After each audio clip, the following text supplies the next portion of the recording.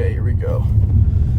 Welcome. Today we got chest. I'm thinking we start off with Smith machine incline press. I haven't been doing much barbell or Smith machine movements recently. I just tried to switch up my training and, just to shock the muscles, surprise the muscle. Just kidding. But, I just switched up my training for a while and was pretty much exclusively using dumbbells and cables. But, it's been long enough at this point. I really like the incline Smith machine press. I tried something different. Didn't work for me, but it is what it is. We'll go back to Smith machine incline. I was thinking, of course, cable flies is my second movement. I absolutely love those.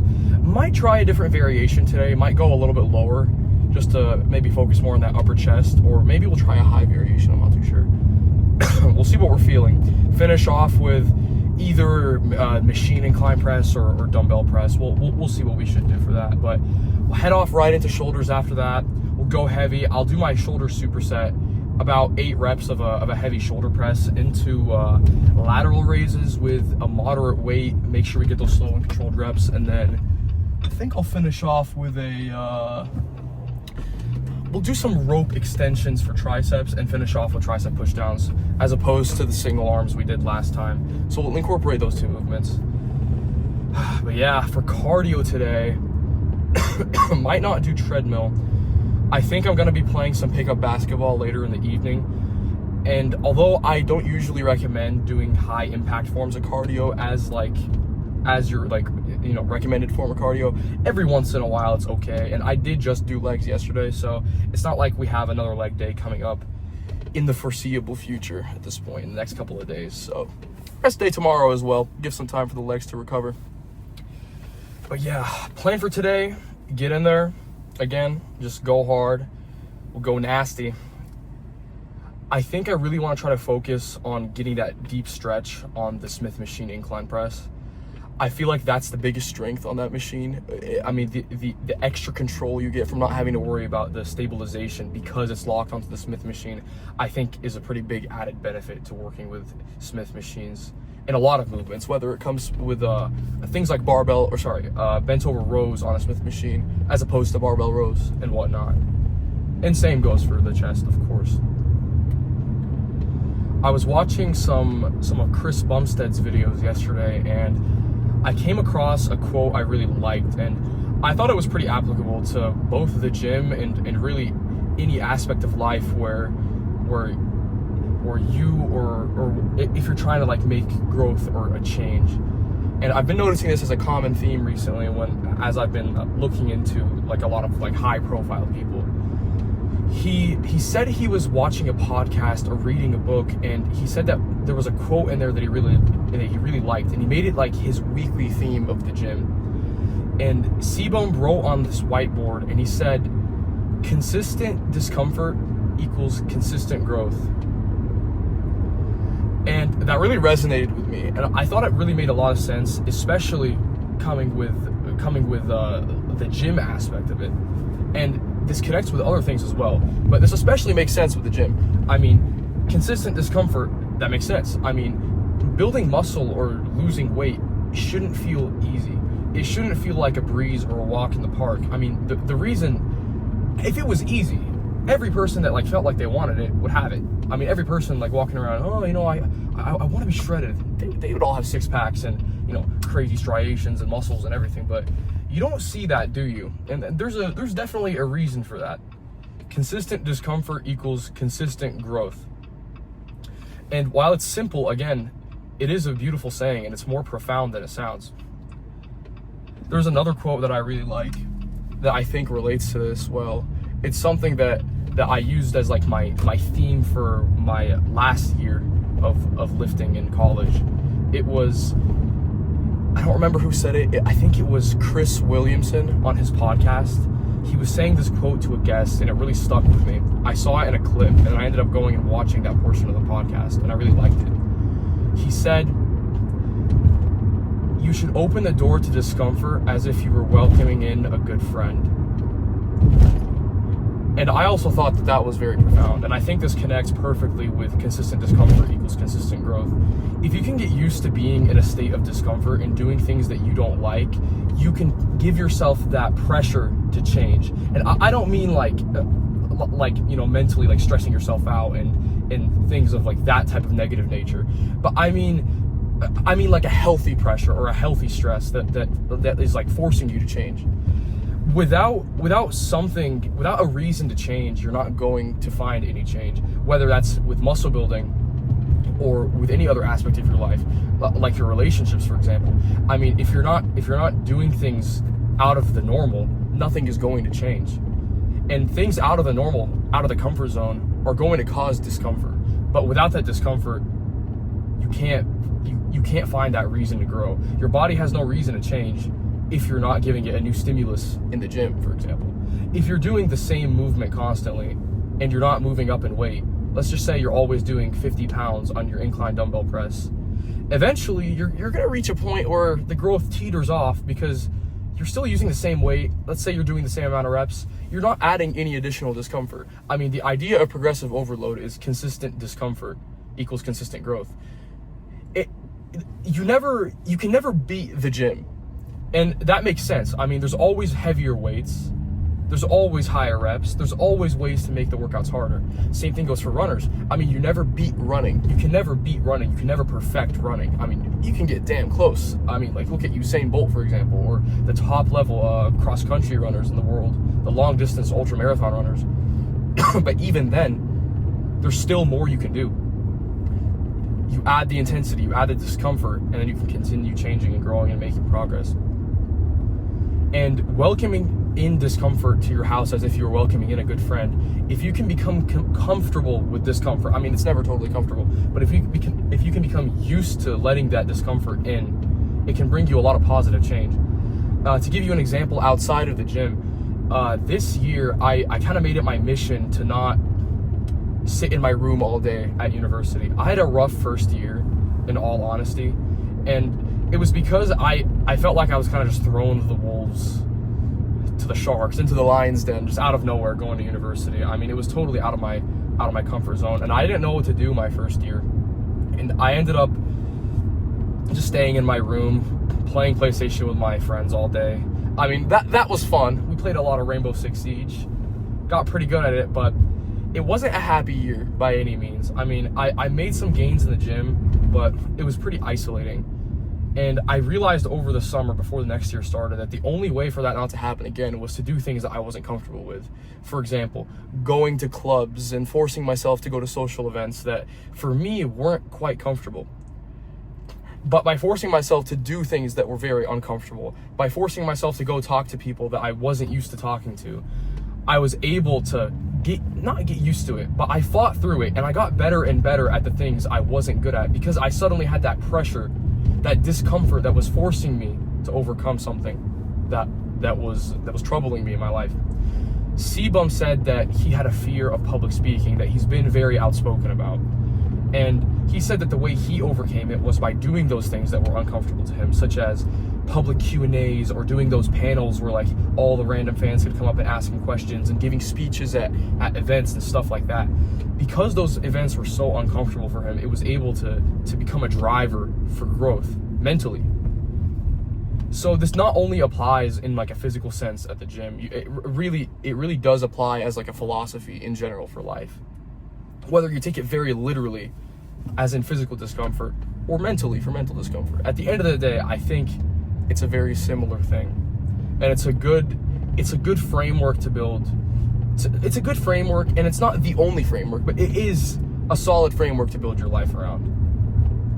If you haven't noticed at this point, I'm a pretty big fan of philosophers, and while I do like Stoic philosophy and Marcus Aurelius and that type of stuff, I also do like the more simple philosophies, things that come from simple quotes. Simplicity in itself, I think, can be a philosophy. It's about to be a philosophical lift today, I'm guessing. Maybe we'll hit some philosophical buckets at the gym as well. Cook them up philosophically.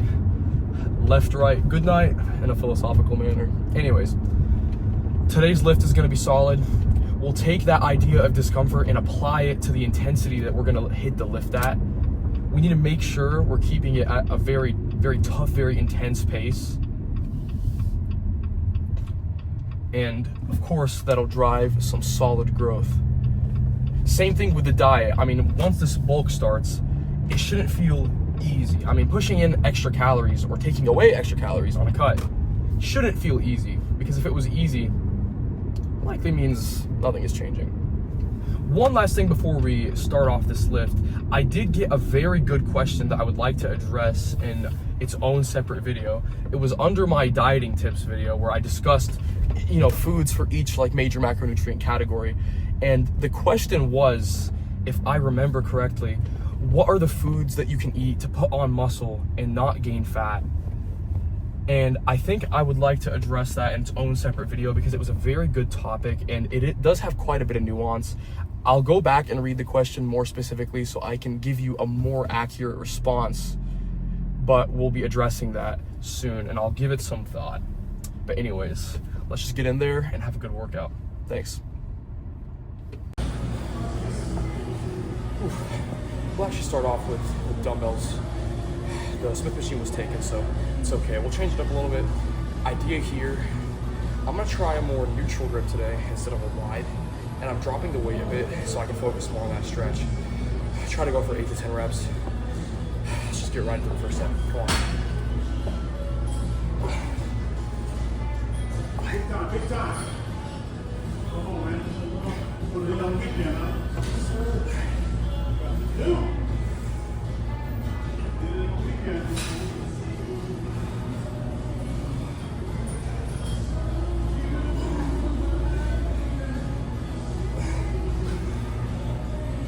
Sit down. Bend up.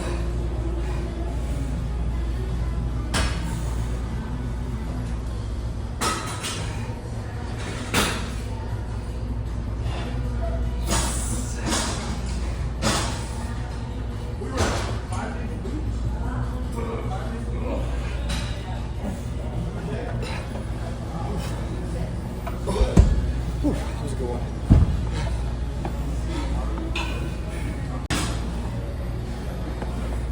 Okay, set 2.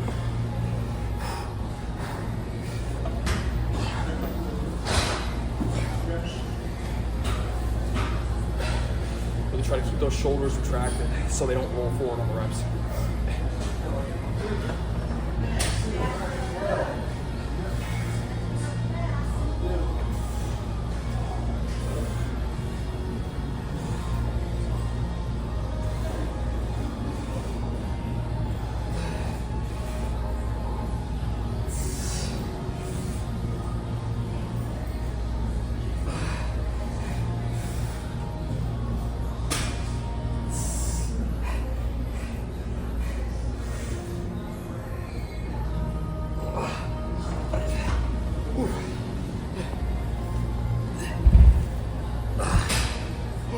Nice.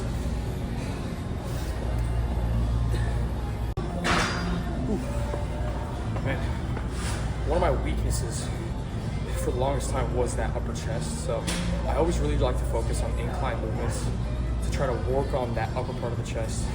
I mean, this is common information now, I feel like, on fitness social media, but incline movements have been shown in studies to give about the same stimulus to the rest of the chest and more to the upper chest than just flat movements. So it gives the equal amount of gains as a flat press, but it gives you extra gains on the upper part of the chest as well. So they're just a little bit more beneficial if you're trying to build that whole chest. But I still think there's value in flat movements for overall strength, such as the bench press.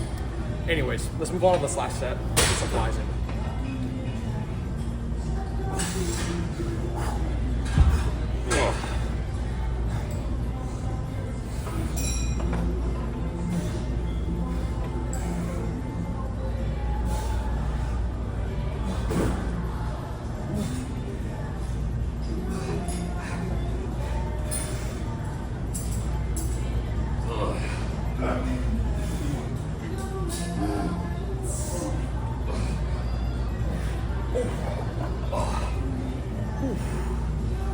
Might be enough there. All right.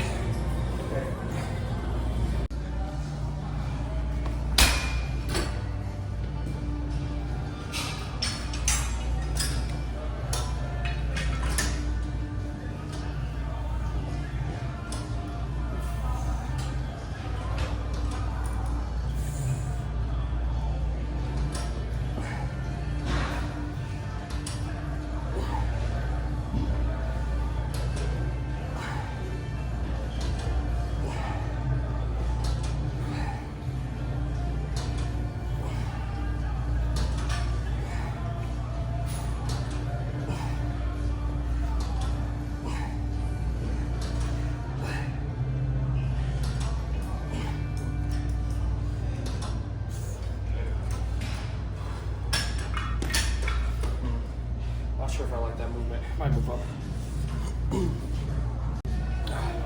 Don't really think I necessarily like that movement. The neutral like level more at around the shoulders and the elbows is more of my bread and butter on these. But it's always good to try different things. I didn't quite like the feeling on that one.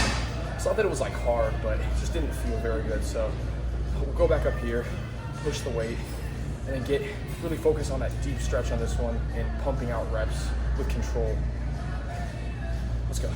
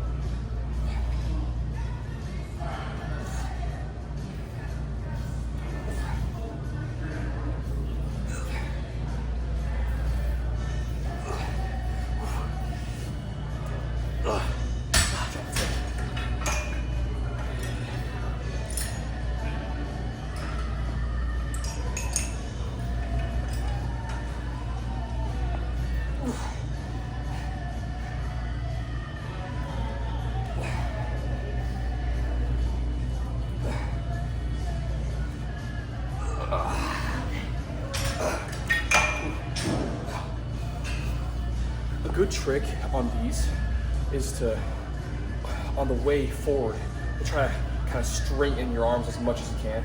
It gets harder once your chest starts really feeling that pump, because I got crazy one going right now. But of course, at the beginning, if you try to bring your arms kind of straight on the fly, you'll end up feeling it a little bit easier in your chest. And also on the way back, I kind of like to, kind of widen out and almost like I'm rolling my shoulders back, just to get that extra deep stretch. But if it hurts on your shoulder or your rotator cuff, don't overdo it, of course. The important part is safety first, but if you want that fully rounded, crazy feeling, try to go out wide. Another nice trick is if you're feeling a lot of your biceps in the movement more so than your chest, you can kind of turn over your arms to make it kind of more like a press, but it's really still like a fly. So you can kind of come out wide. If you want, maybe like rotate it out. And then as you press forward, you kind of bring your arms over like this. You should feel it more in your chest then as opposed to the biceps. Take a little bit of rest and then pump out the last set. And then hopefully, looks like the Smith machine is open. So if we go quickly, we'll be able to get onto it for our last chest movement. Come on. Last one.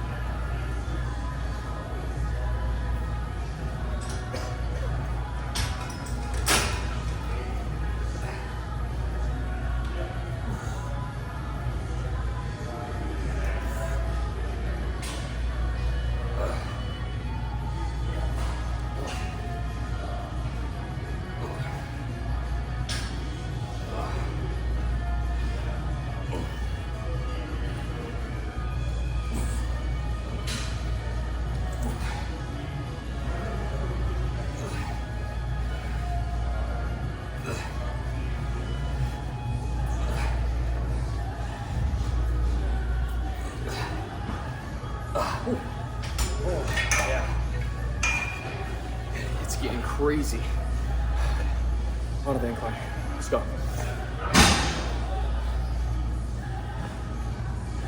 Okay, let's do this.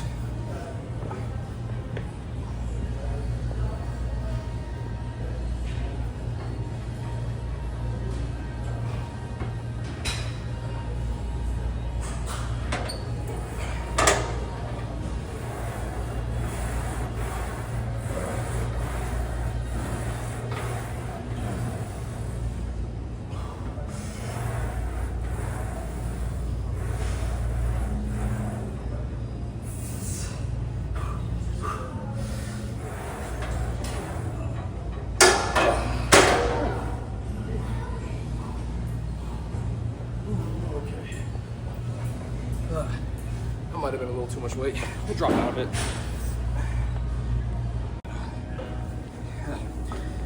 Now, part of the reason I don't usually like to finish with a movement like this is it requires a lot of kind of like, you know, stabilizers and little muscles and everything. And it's really a tough movement. It takes a lot of energy. So doing it last, you can't push the weight as much as you would like, but it still feels incredible. So we're not gonna let our ego overtake us here.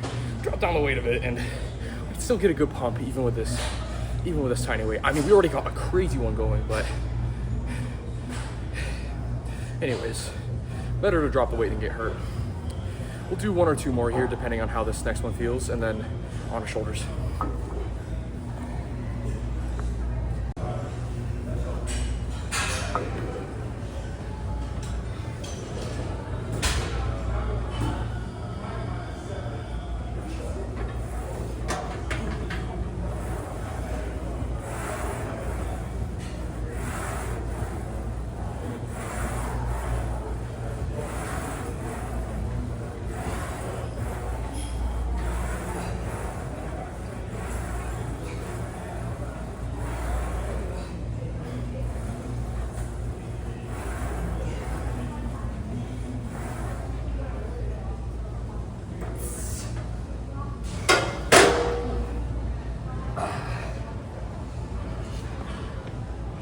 More.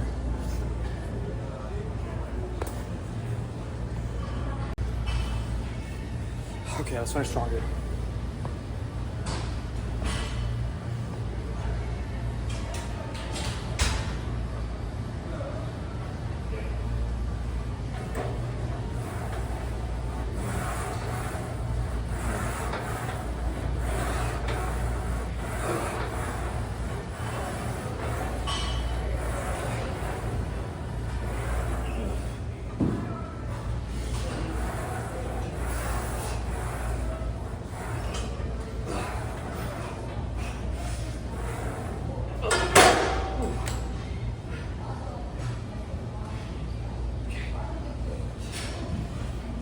Let's get some shoulders on.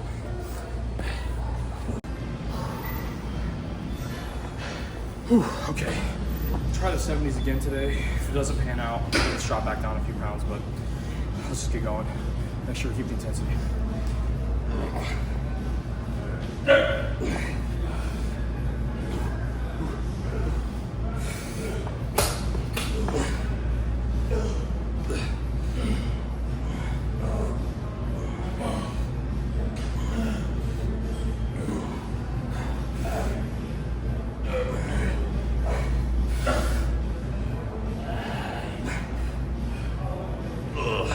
Yeah, we'll drop next set. Okay.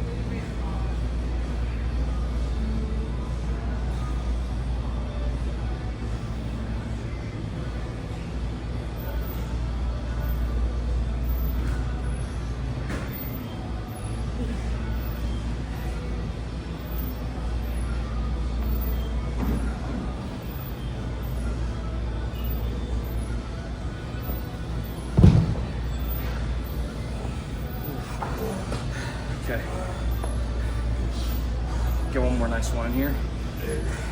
And on triceps. Ooh. I don't know if you can see in the video, but during the sets, I have like this vein coming across my shoulder and going down my biceps. It's looking very freaky. Those get me all riled up. But anyways, it's enough dilly-dallying. We'll do one more set and get out of here on triceps. Let's go.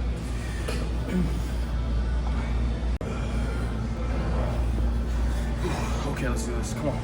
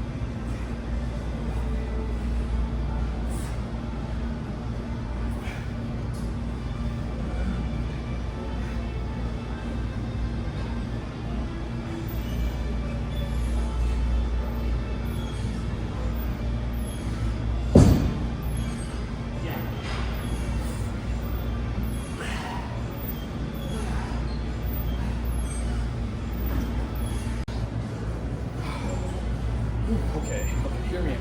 I might have this, this water stain on my pants, but I promise you it's just water. I swear it's nothing else. I mean, come on, why would it be anything else?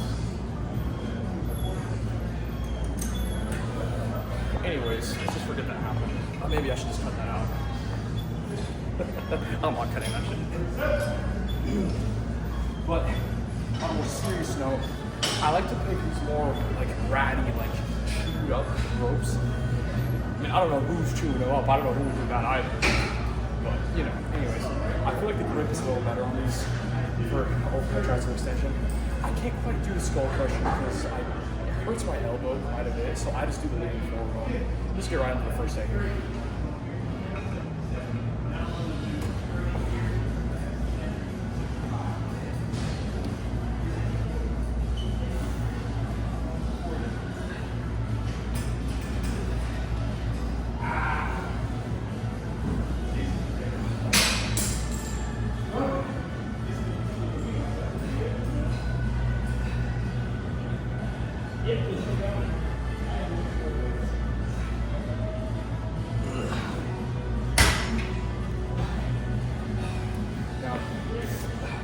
I do like to focus on the extension on this to hit the long head of the tricep.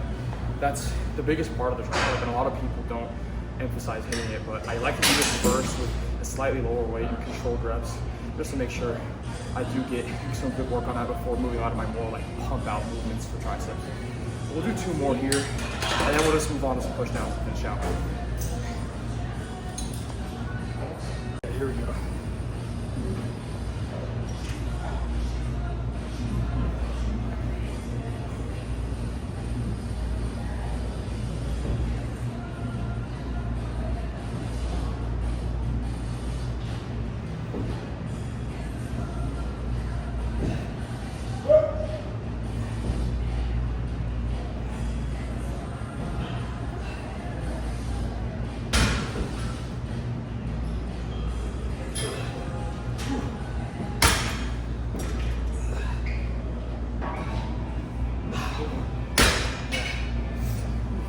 Sometimes I do like grabbing the rope by the balls because I feel like I get a better stretch in the long head, but the idea is just to keep your elbows kind of above your head and high and tight. On tricep movements, keeping tight, and on push downs shrugged really helps emphasize the long head if that's something you're missing.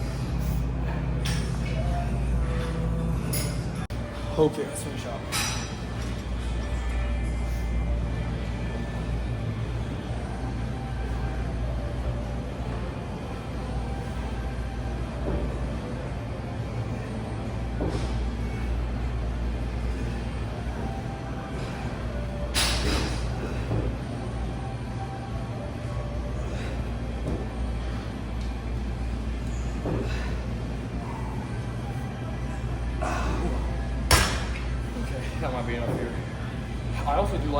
put my heel onto the bar right here, down there, to just make sure I'm not like swaying back and forth as much, and it also feels more stabilized. But anyways, we'll get some push downs. Okay. Let's go heavy, let's go strong. Come on. Stay shrugged, elbows tight, let's push.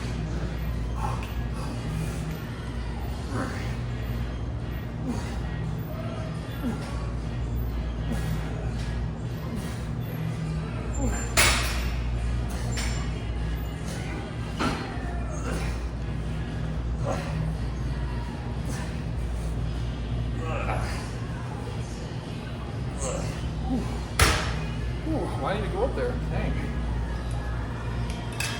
Nice. Okay. Up the weight a notch here.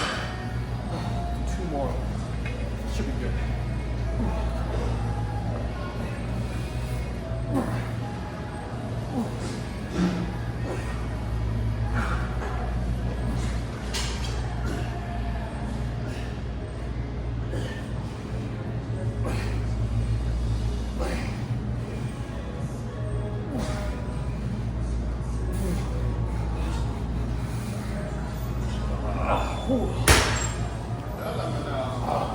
Nearly missed that one. Very close. Still on the. Alright, let's get pumped for this last set. Last set, let's go.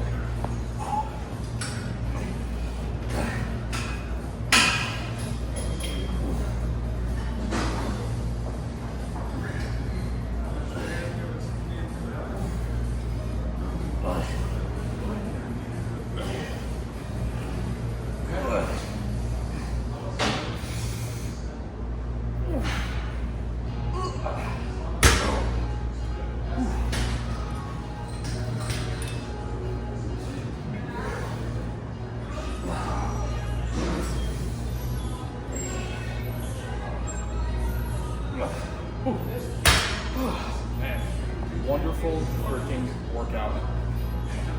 Let's get to a different location today and see what we can do for the pose down. I didn't really like the lighting in the last spot, so I'll see what I can do right now. But otherwise, great freaking workout, sick pump. Let's just see what we're working with. Alrighty, let's see what we're working with here. Finally rip the tarp off and see what we've been hiding underneath the workout. I think the lighting looks a little bit better in here.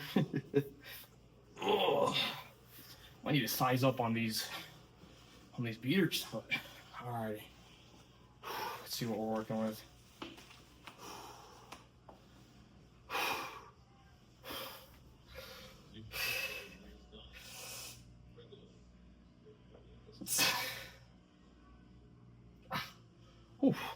Okay, not too bad. Hit a side chest.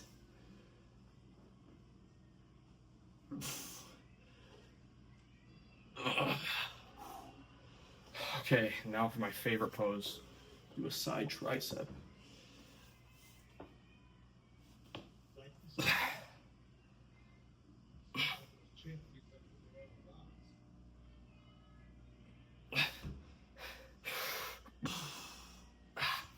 Pretty good. All right, let's hit back the little bicep.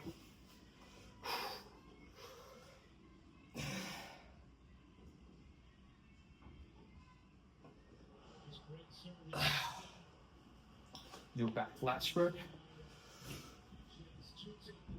Try that again. Let's see, what else do we got? We can try. Let's try to pull off a vacuum here. See how good I can do.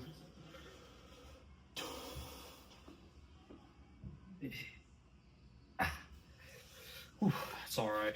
Try most muscular.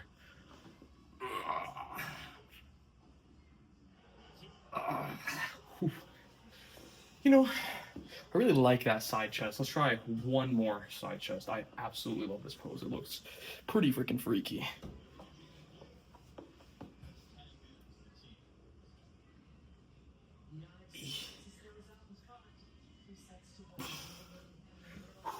Okay, if y'all have any posing tips, please let me know, but I think think that's enough for today.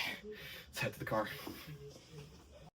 Now that was a chest day. That was a good freaking push day, if I do say so myself. You know, I'm getting a little bit more comfortable with the posing, but I'm sure I'll slowly get better over time. It's one of those things that is kind of a point of discomfort for me. Posing kind of slightly in public and, you know, kind of showing off the physique to others. But, you know, again, like we discussed earlier, discomfort is definitely a good thing. But I'm gonna have to get used to doing that if I ever decide to compete or anything like that.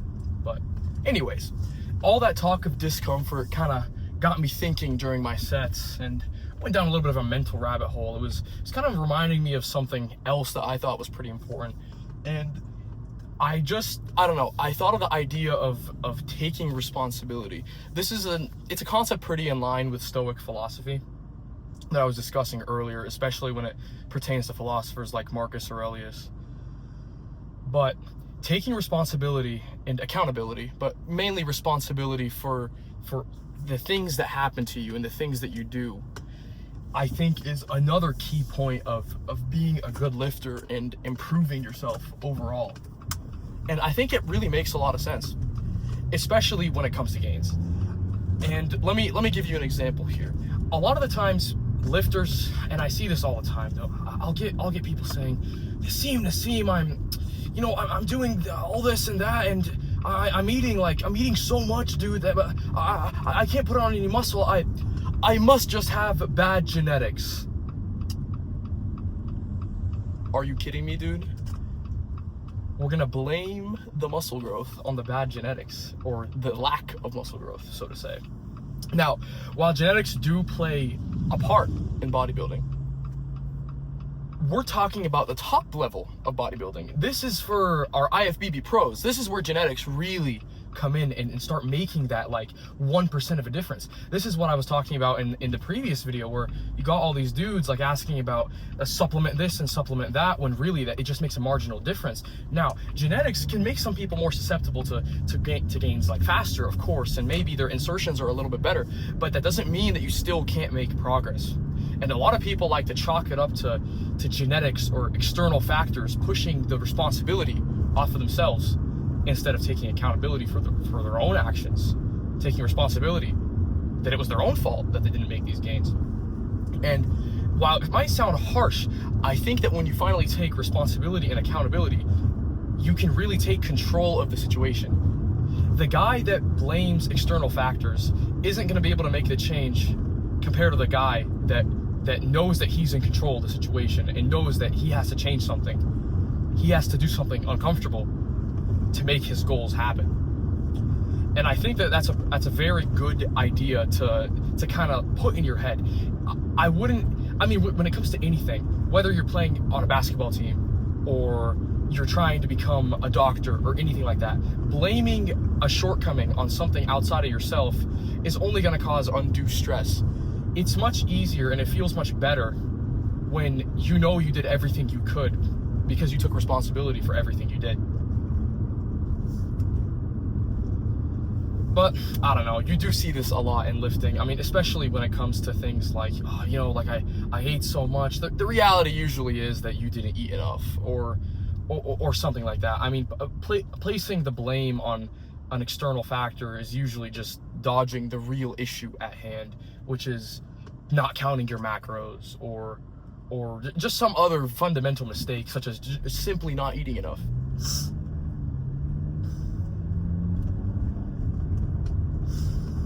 It's really when you take the responsibility for the things you do that you get that control that's so important.